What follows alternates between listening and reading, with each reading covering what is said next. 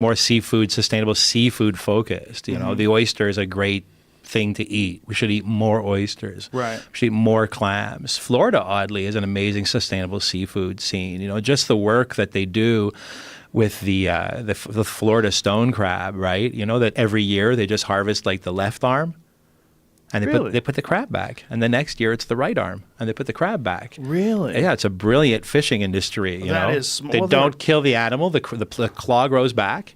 Right. And it's absolutely and they all fit brilliant. nicely on the plate, all side by side. I don't like that you're telling me something good about Florida. They have a great shrimping scene. They're actually leaders in sustainable seafood. Well, the seafood and fishing is such a gigantic part of their economy. It makes sense that they would do that. That's a smart thing. Yeah, grouper fishing down there is a giant part of their There's industry.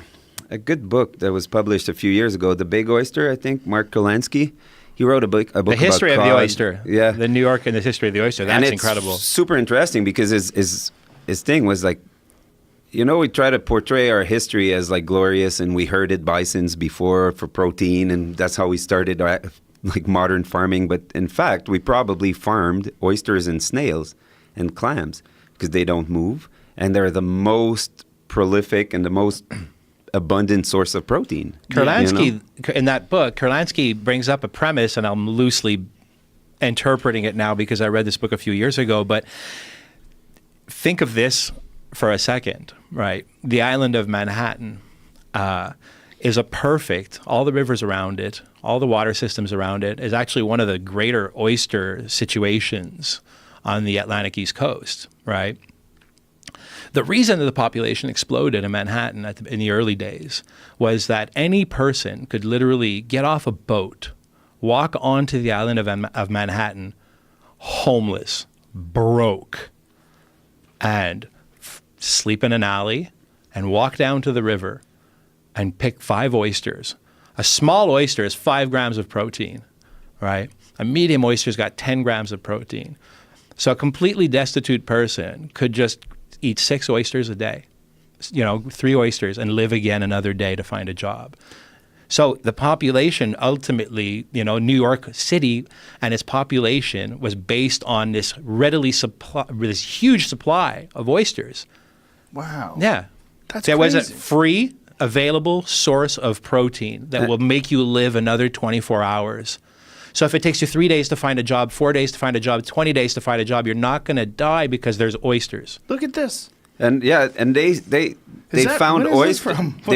What is this from? Harlem River oyster. Oh, this is incredible. Yeah. There's actual islands that they thought were like geological formation that are made of oyster shells. This layers and layers of oyster shells. The article that Jamie put up is from Thrillist. Is that what it's from? Yeah. Pull up to the top so I can tell people what the name of it is. Why oysters are ridiculously important to the history of New York City. And it's just showing all these ancient photos of mounds of oyster shells. And there's an amazing program today. Some of the areas, they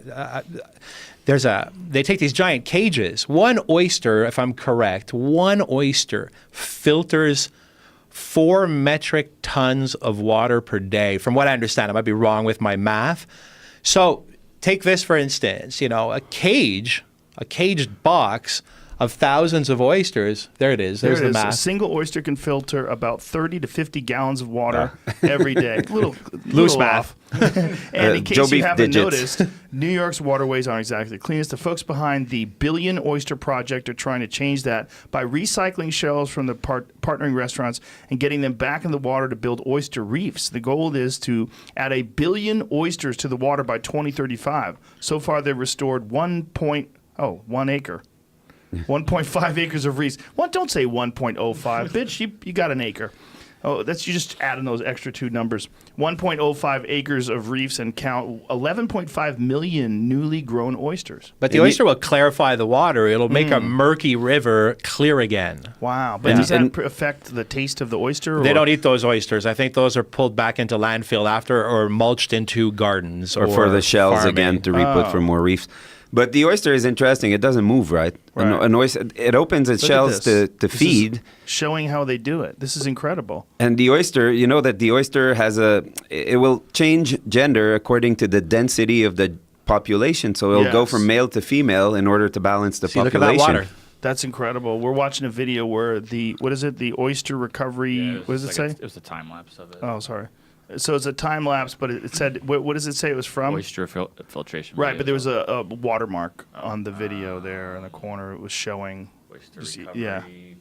Oyster recovery partnership. Yeah, so the watermark is, so what they do is they have this horrible green water, they chuck these oysters in and it turns it completely clear. That's amazing. I did not know that.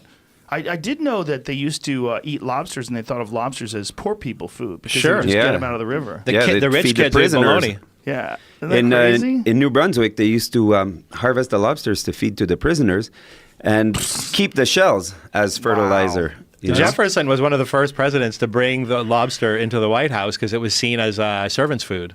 When did it switch? Jefferson.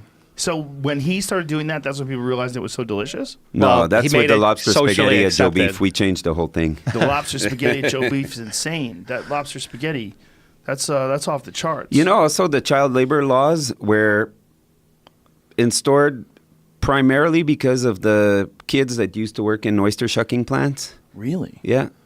We had one of our best friend, if not our best friend, passed away like 6 months ago, John Bill. He was a great chucker. He helped us at the bar, but he's like deep into sustainability and history of oysters and everything. And he was like the source for oysters for everything. He wrote a beautiful book. Yeah. We'll send you a copy. It's an incredible book. They're a good food for vegans to consider too because they're more primitive than most plants. Yeah. Most mollusks. John used to call them ocean cupcakes. Well, they're delicious. It's a great source of protein, but it's also, they don't have any nerve endings. They're not feeling anything. Oh, it's a sea vegetable. Yeah, it basically is. Yeah. We have an issue, or some people, not myself, but some people have an issue with things that are capable of moving. Yeah. Like for whatever reason, we just decide that don't eat that.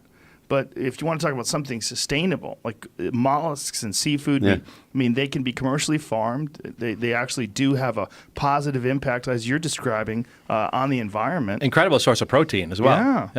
Yeah, and really like a complete source of protein, not like a very bioavailable source, unlike a lot of vegetable proteins. So maybe we should do a protein powder out of dried oysters. Just to eat oysters, Clam man. protein. Yeah. How would you No, do totally. that? How'd you get Dry so it out. ripped? Clam protein, bro. I mean,